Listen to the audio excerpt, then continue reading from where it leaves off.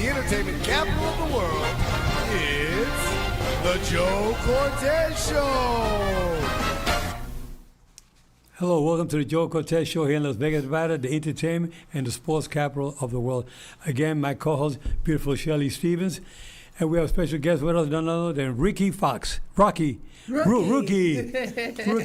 That's okay. Everybody gets it messed up. Rookie. You can call me anything as long as you don't call me late for dinner. You're a rookie, yeah? I'm a rookie. Yeah? But he's not a rookie when it comes to being a comedian and a singer. Yeah, well, so you're not really a real rookie. You're just a rookie maybe on the podcast shows, but singing and comedy. You're a stand-up comedian, and you sing a little bit. Mm-hmm. Yes, sir. Good. So, we are here to show our guests that they want to hear a little bit about you. You see, you got a Red Fox T-shirt on. Are you related to Red Fox? Yes, he was my uncle. He was your uncle? Yes. He told you how to be a stand-up comedian, or what? Well, he tried. He tried. He tried, but I wanted to play sports. You play sports. So I really didn't get into it much as far as being a comedian, but when I was with him, we were very good with improvisation. Okay. And we would make people laugh because we can just get on a subject and we can just make people laugh because I can just get on something and then we fed off each other very well. But that wasn't your calling. That wasn't my calling. I wanted to play baseball. I wanted to play baseball. Baseball. You're a big guy. You play any football? I played football and baseball, but when I went to college, I had a scholarship for baseball, and I played football. But my coach told me, he says, "Hey, we're paying you. You got a scholarship to play football. Baseball. So now, if you want to play football, then you got to change over to football." And I said, "No, I want to play baseball." So that's what I did. What was your position with baseball? First base. First base. Mm-hmm. Oh, that's good. Wow. That's a hot base to cover. First base and third base, especially third base. But first base, man, you get most of the catches at first base. Guys hit ground balls indoor, ground infield. But when I played baseball, everybody thought because of my arm that I would be better at third base. But I don't. People always say third base and first base. Third base and first base is basically the same thing. And I keep telling them, no, it's not. Because when I played third base, I couldn't catch a ground ball to save my life. But anything I got on first base, nothing would get by me. Right. So they realized, yeah, you're right. You're a first baseman instead of a third baseman. That's good. But you gave up baseball, and then what do you do the rest of your life after that? Well, I got seriously hurt. I broke my back and everything else, and so I messed up my back and everything else. So it took me 5 years to get recuperated, and by the time I got everything back where I was able to walk again and everything else, my wife says, "Well, what do you want to do?" And I always wanted to get into the casino business, be a dealer. A dealer, yeah. So we came to Vegas, and I've been here ever since 1987. Yeah, well, being a dealer in the casino is not easy because you have to be on your feet many hours. Oh, yeah. And then, but because of my ability to converse and everything else, and the fact that I got along very well with people, I moved up in the ranks very fast. Right. So I wasn't a dealer very long, but I know how to deal every game. Yeah, well. And I knew how to deal every game. You ended up becoming a casino manager, right? Yes. Okay, yeah. So you have to know your dealers, your the junketeers that would come around and bring the junkets in, and you had to do a lot with junketeers, right? The main thing is that you just needed to be able to not be afraid to deal with people, because like one of the big bosses that got me going as far as moving me up in the casino, he told me one time, he says, "I'm gonna tell you something, in this business, you got to think of something that if this money was your money, would you give it away really easily?" Right. And remember the old saying, the customer's always right? Right. I stopped that. Yeah. Well, because the customer isn't always right. Well, nowadays they have these surveillance cameras, and sometimes the customer say, "Well, I got the black," and you say, "No, it was the red," and they kind of protest. But now they got surveillance cameras; they can go back and can look at the action at the table. Oh yeah. Back in the days when you saw it, they didn't have that. Yes, and I used it very well. Because it came later on, yeah. Yeah. You use it. Were you able to use it a lot? I used it a whole lot because, like I would tell, because like I say, the customer always thought when they start crying and complaining that, this happened, I didn't do this, or blah, blah, blah. And they figured, well, just to shut them up, we were just going to give them the money, I said, no, I'm not giving you the money. I'm going to check it out first, and if it's right, I'll give it. So, if it's not, you're on your own. So you did a little casino for a while, and after that, you did what? I went to Harris Hotel? Harris Hotel. On the, everybody wanted me to go to, I don't know, it was back in 1990, I think, when I guess they decided to start saying that they wanted more blacks in upper management and everything else. And so I started getting offers from all these other casinos on the Strip, and I never wanted to go on the Strip because I just didn't like the Strip, at first. Yeah. But then when I got a chance to work on the Strip at Harris, I worked for them for 8 years, and I really loved it. Yeah. You had an opportunity, you had to take it. Yeah, and I really loved it. And I said, I'm surprised I didn't come on the Strip before, But working on the Strip and working on the outside casinos like Sam's Town or something like that, it's no different. It's just you got the more clientele because you got the people from all over the country. They come on the Strip and they stay at the hotels all over the town. They come into your casino, do their thing, and they go. You got a lot of really high class people and how do you want to say, high finance, travels, I'm telling you, I've seen millions and $1 million go out and in, Back in the day, you had a lot of people coming with cash money, and a lot of them came in with a little suitcase, a little bag full of money. Oh yeah, cash in it. They turn that into the cage. They get the markers. And they get their markers through the cage, all we have to do is just call the cage, and they say how much they got left, how much they don't have left, or whatever. I was able to approve whether or not I'm going to let you have more money or not. You had the pit boss watching supervisors and all that. Oh yeah. Good. So it was a lot of fun. Rookie, you have no idea. Such a pleasure to have you on the show today. That was my pleasure. When we first met a couple of years ago, it was at the German American Club where Wesley and I perform the second Tuesday of every month, and we do a show called Motown and More. And the people there are just so sweet and loving. We always had such a good time. And we met Rookie and his lovely wife, Marcia, a couple of years back. And when we met, it was love at first sight. And when he came and told us, a little bit about his history with Red Fox and also with him, being a stand-up comedian and, so many other good things, you're like, oh, my God. And then we became, like, such good friends. We go out to eat together all the time. He even got us a job performing at the clubhouse where him and Marshall live and everything. And, it's just been great. So I just want to say thank you for being on the show today. And all the people from German American Club will be happy to see you, I'm sure. Well, the first thing is, like I told you earlier, because, I admired Wesley ever since he was with the Stylistics and the Commodores and everything else. And like I said, he wrote the song "You Make Me Feel Brand New." Right. And when I was in high school, I was in a group called the Junior Temps. We called ourselves the Junior Temps because we was trying to emulate the Temptations. Right.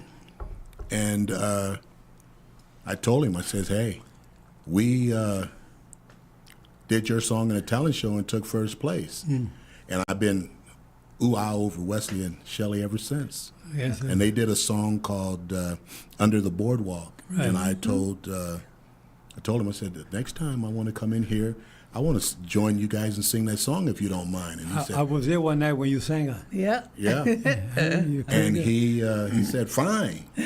So I said, okay. But I thought I thought he was just trying to shut me up. You know how famous people are. They just, they don't have this guy sing with me, And then the next month he had a friend of his that was in the group with him and he says, well, we got a special guest in the house tonight, and he's going to get up here. And I thought he was talking about his friend that was there. And he says, no, his name is Rookie Foxx, and he's going to get And I mean, if you saw me the first time I got up there and sang, I looked like a zombie. I was so uncomfortable, but now I feel like I'm one of the group now. You are.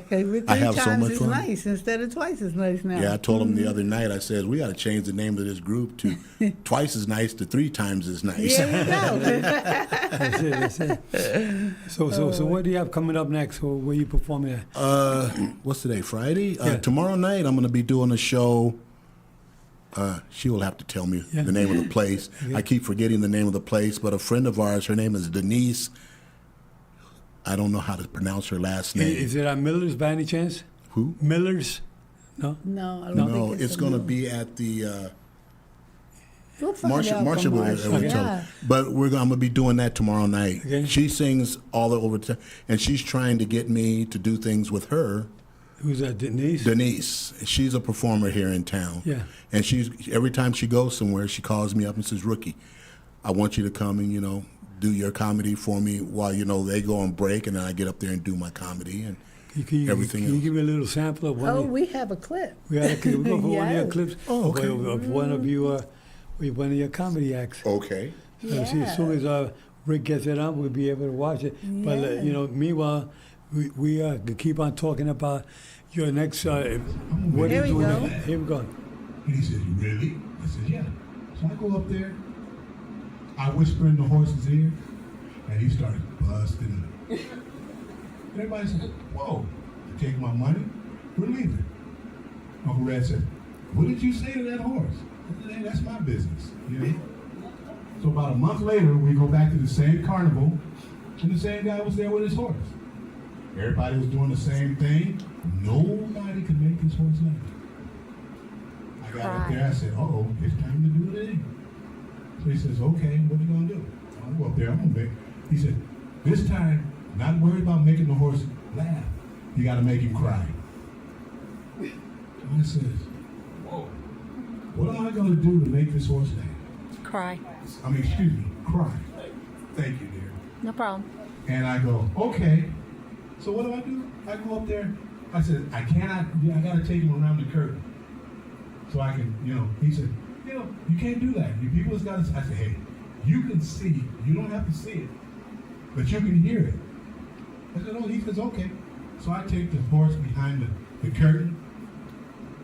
The next thing you know, this horse started just busting up, laughing. I'm crying like crazy, and everybody was going, "What the hell happened?"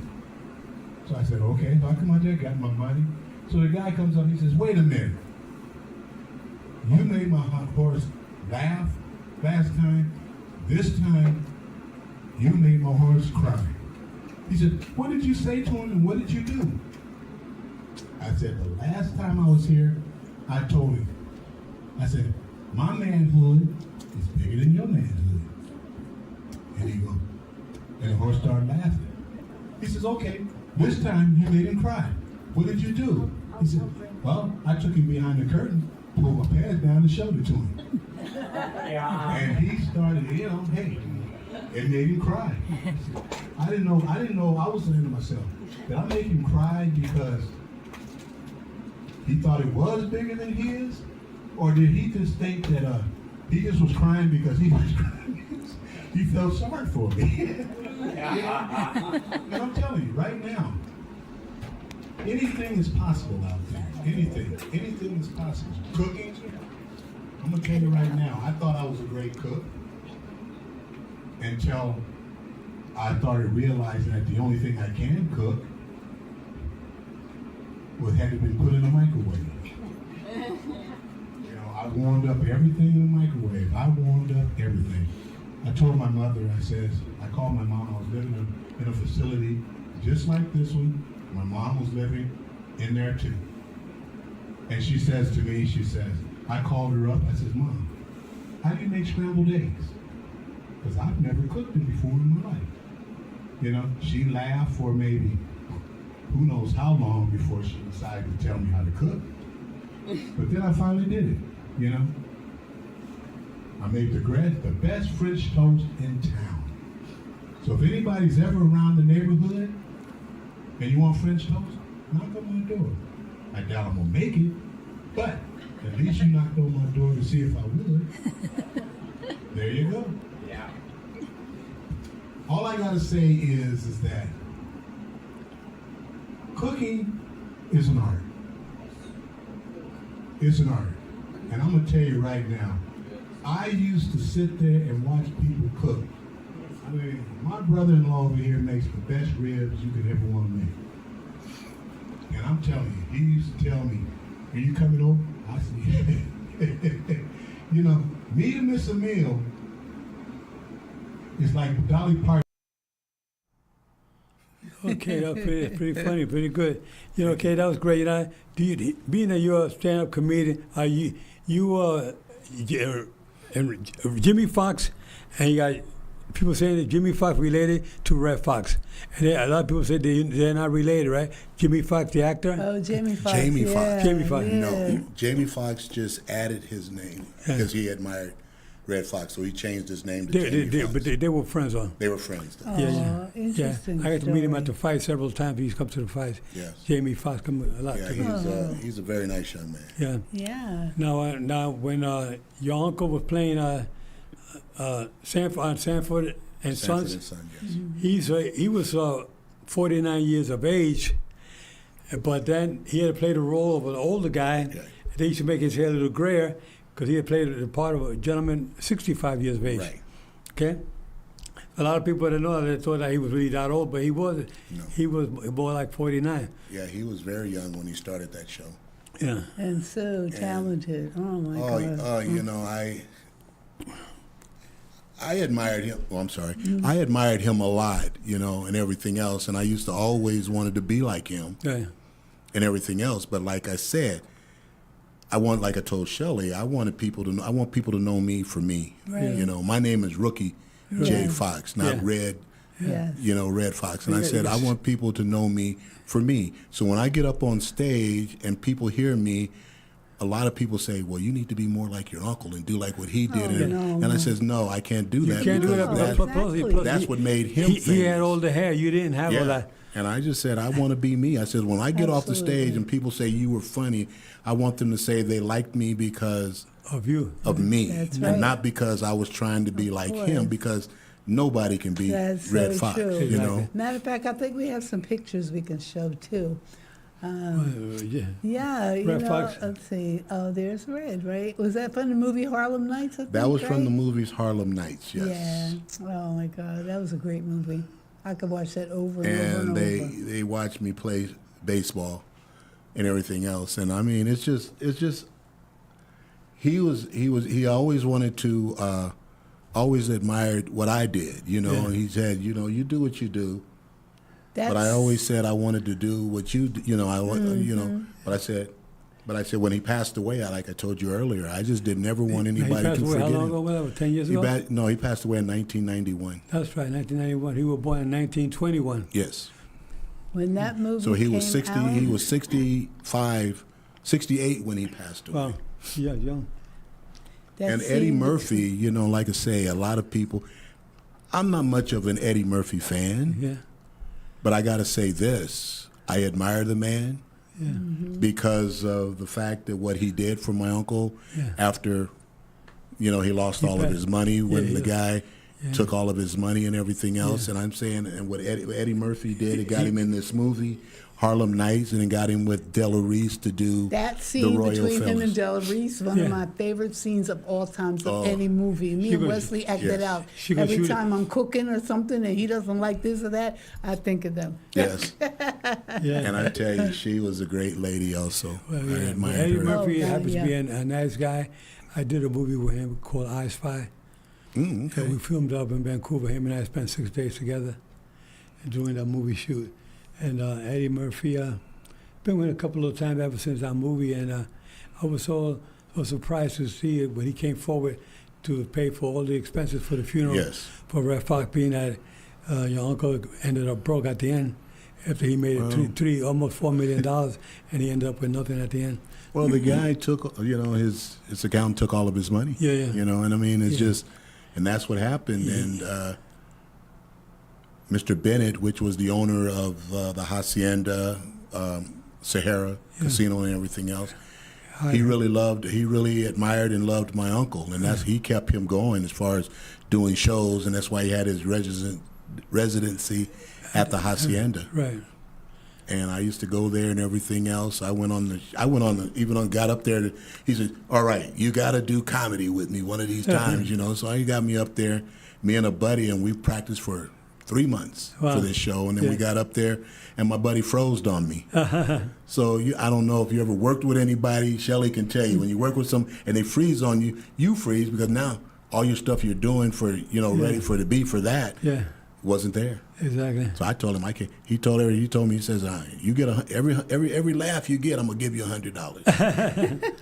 I went home. I told my wife, I said, hey, Uncle Red said he's gonna give me $100 for every laugh I get. If you even just laugh on anything I say, I'll give you $50, half of the $100. You know? And she didn't laugh. She didn't laugh? No. So I tell you, but I mean, now I'm getting laughs, and I says now, as much money as he owes me for all the laughs I've been getting now, but I said if I have to go where he is to collect my money, he's going to have to wait because I'm not going. You waited a lot of years to come into the comedy as a comedian. It took me over 30 years to do this. Yeah. And it happened to be because of Shelley. Another place I go to is called the Chill Bar. Chill Bar, okay. And he got me started too, and I do comedy up there with him and everything. So I do comedy with him there, and then I sing with Shelley. And we brought people the other night to see us at the German American Club where Shelley and Wesley performs every second Tuesday of the month. Right. And I go every second Tuesday of the month. Yeah, good. And they get me up there to sing with them every time. And my friends said they couldn't believe that I could sing. And I said, until Shelley and Wesley got me going, I said, I didn't think I could sing either, We had a great know. time last Tuesday. But we have a great time. You know, we have a great time. And I thank God every day that I met them. Right. And that they have the confidence in me to keep me getting up there every week, every month to get up there with them. Sure. We have fun. Yes, we do. So what's on the agenda now for the horizon? Well, we're going to. Did you remember what she said? What about us going to lunch? What? Oh, tomorrow on this, I guess next Tuesday, Shelley and Wesley and my wife Marcia and I were going to go to lunch together at this Chinese restaurant at the Orleans. Yeah, we hang out together. Yeah, we during hang the out together. daytime, Yeah. Yeah, once a month we go out to lunch together. Yeah, and so like I said, I thank God that God brought them into my life, you know, and she knows my cousin is a very good performer herself. Her name is CeCe Spencer, and she knows her very well too. Yeah, she came to Lola's a couple days ago to visit. Yeah, and I told her I was going to be on the show today, and she said, "You're what?"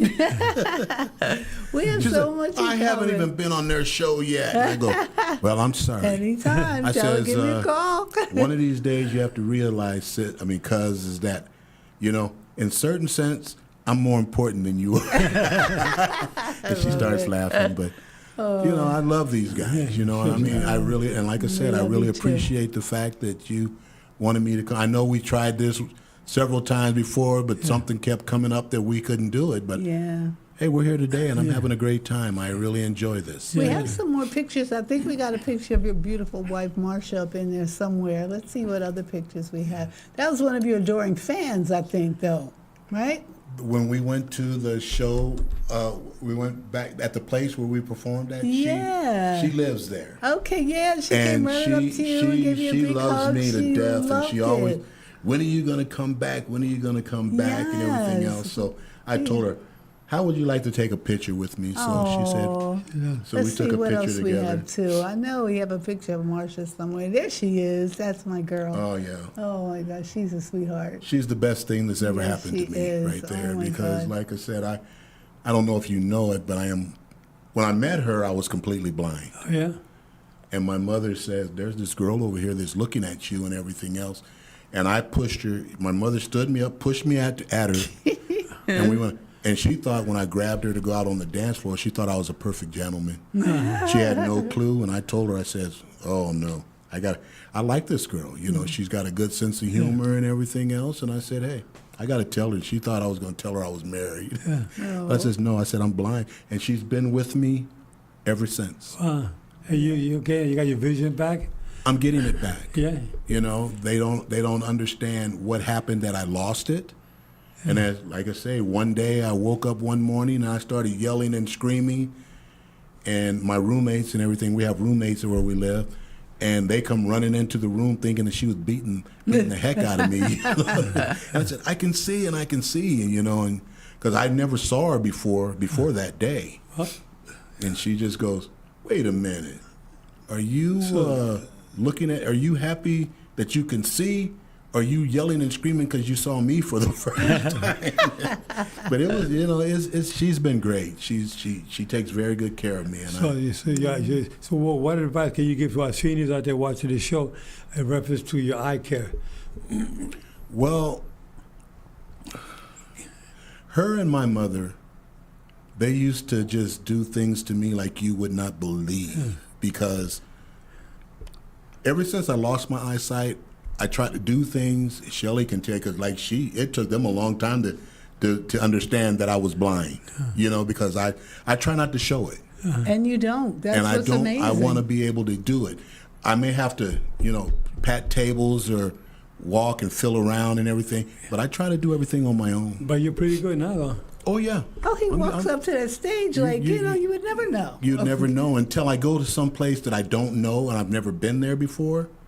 Then I have to, fill around and everything. But once I'm in there for a while, he knows exactly I'm how good. to get Because where my he's memory, going. like I say, I may not see very well, but my memory's good. Yeah. Good to know. Oh, my Okay. goodness. But anyway, but anything to do with macular degeneration?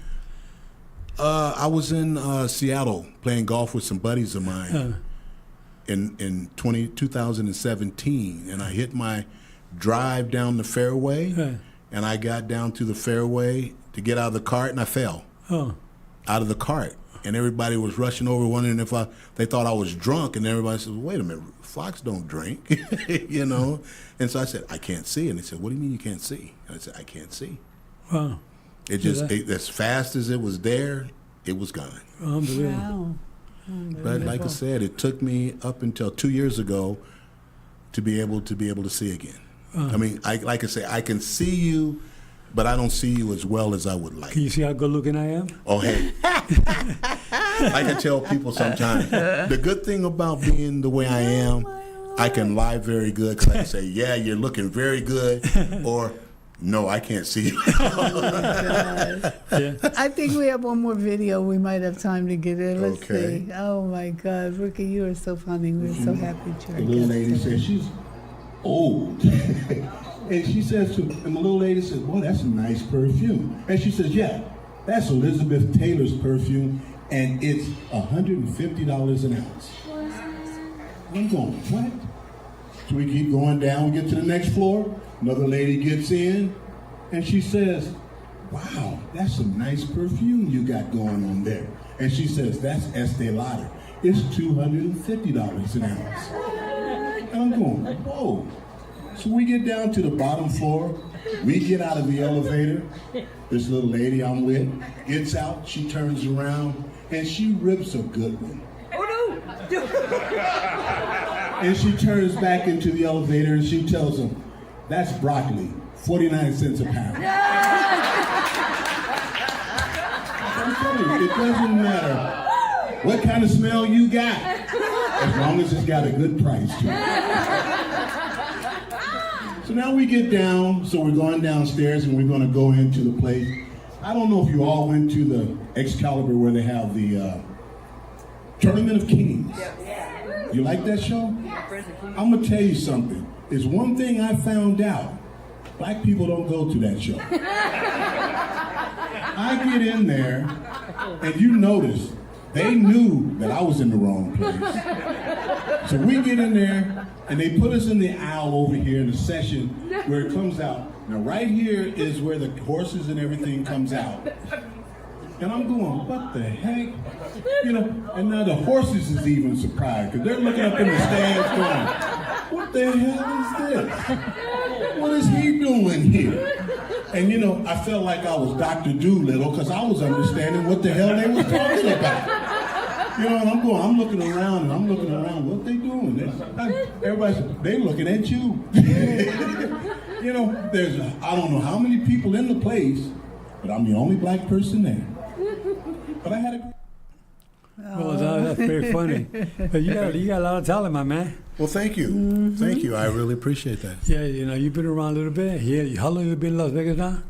I've been in Las Vegas for over 40 years. 40 years, wow. Yes. Like I said, I came here to do to work in the casino business. Yeah, and then I saw my uncle again, and we started doing things and everything else, but I never wanted to get up on stage. I always go there to watch him. My wife, at the time, used to always get on my case and say. And now you're doing your thing. You started out. Now I'm doing my thing. You started at the El Cortez Hotel when you first broke into casino in the industry. casino industry, And then yes. here you are now, 40 years later, you're a stand-up comedian. You're doing your thing. You do with Shelley, Wesley, and the other places you've been to. And here we are, ready to tell our guests that next week we have another guest coming up. It'll be another beautiful surprise guest. It's a girl that's going to be talking about domestic violence that we're going to have on the show next week. But anyway, Shelley, tell them about your show tonight. Oh, let's tomorrow see. night? Tonight we'll be at Lola's. That's right, and it's always going to be a great time at Lola's, no matter what. And you know, most of the guests that we have come on the show, they end up at Lola's because you have your own private table, and they come and they hang out with you, and everybody's just all excited. So I'm looking forward to tonight as well. Well, my dear friends out there, thank you so much for watching the show today with our dear guest, Rookie Foxx, who's more than a fox. He's a killer. He says the right hand don't get you, the left one will. Shelley, my undisputed champion. Take care. We'll see you guys next week. Remember, guys, I'm fair, but I'm firm. Keep your guards up at all times. Take care. Right, bye-bye.